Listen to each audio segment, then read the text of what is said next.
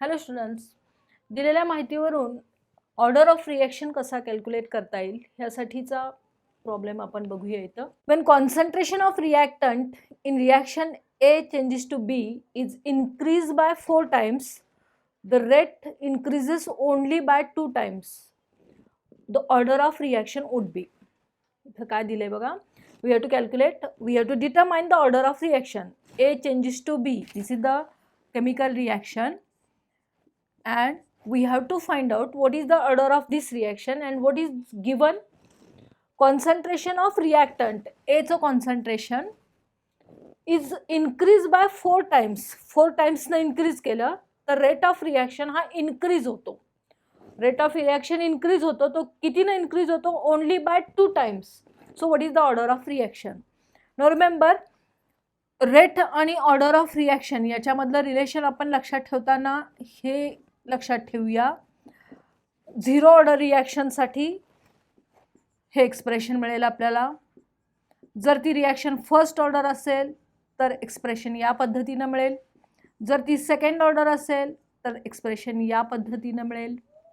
आणि त्याच्यावरून आपण ती रिॲक्शन कोणत्या ऑर्डरची आहे ते शोधून काढूया. आधी आपल्याला हे जनरलायझेशन करता येतं का बघा.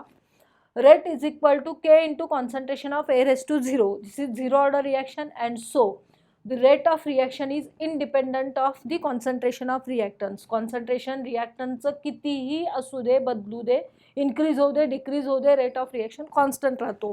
आणि त्यामुळे झिरो ऑर्डर रिॲक्शन असेल तर रेट ऑफ रिॲक्शन हा आहे तेवढाच राहतो. कॉन्सन्ट्रेशन ऑफ रिॲक्टंटवर तो अवलंबून नसतो. जर ती रिॲक्शन फर्स्ट ऑर्डर असेल तर आपण लक्षात घेऊया, म्हणजे हा प्रॉब्लेम सॉल्व करण्यासाठी आपल्याला किंवा अशाच पद्धतीचे आणखी काही प्रॉब्लेम सॉल्व करण्यासाठी आपल्याला हे माहीत असलं पाहिजे. Rate is equal to K into concentration of A. म्हणजेच रेट कॉन्सन्ट्रेशन ऑफ एशी डायरेक्टली प्रपोर्शनल असतो.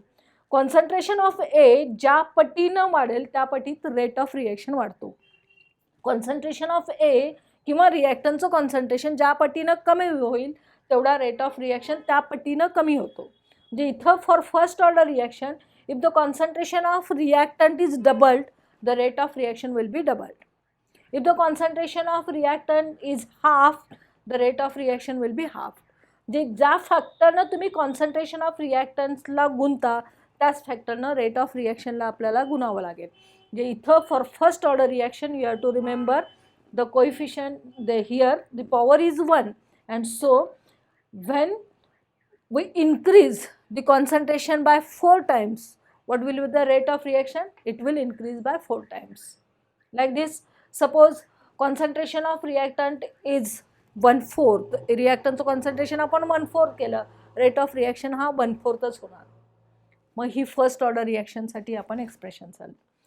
रेट ऑफ रिॲक्शन हा सेकंड ऑर्डर रिॲक्शनसाठी काय होईल?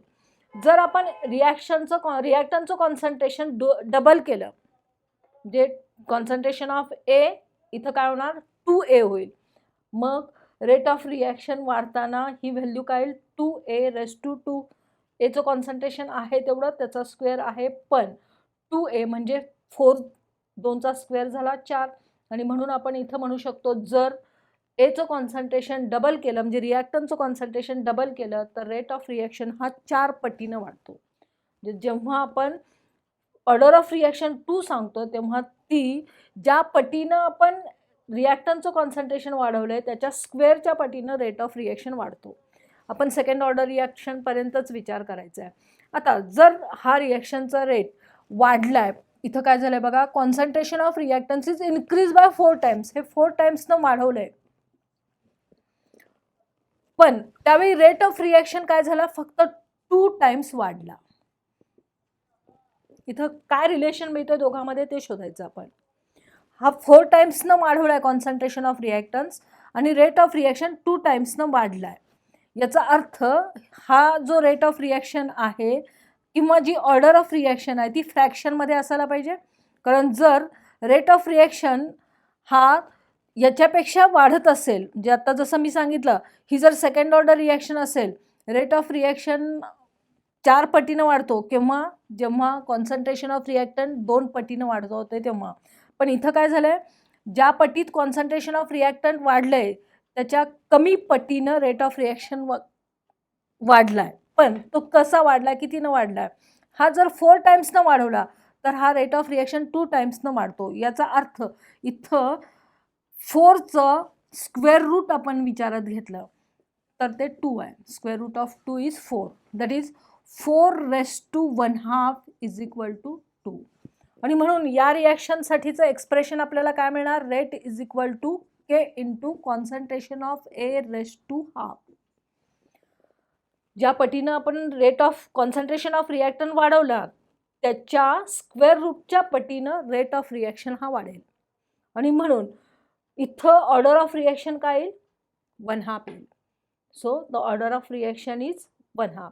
रिमेंबर या दिलेल्या माहितीवरून आपण या रिॲक्शनची ऑर्डर जर शोधायची असेल, काय सांगितलंय? The concentration of reactants is increase by 4 times. Rate of reaction only increases by 2 times.